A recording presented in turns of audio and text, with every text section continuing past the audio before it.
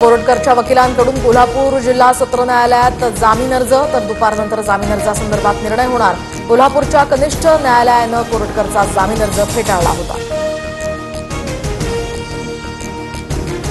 अभिनेता मनोज कुमार यांचं वयाच्या 87व्या वर्षी निधन। कोकिलाबेन रुग्णालयामध्ये मनोज कुमार यांनी घेतला अखेरचा श्वास।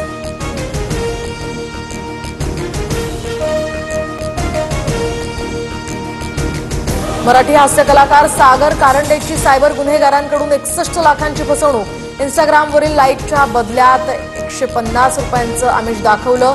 3 अज्ञातांविरोधात गुन्हा दाखल।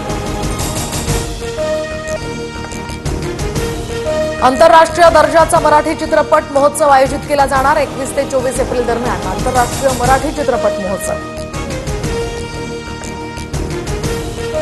आरे दूध पुन्हा मुंबईच्या बाजारात उपलब्ध होणार। महानंदच्या वतीनं आरे दूध पुन्हा बाजारात आणलं जाणार।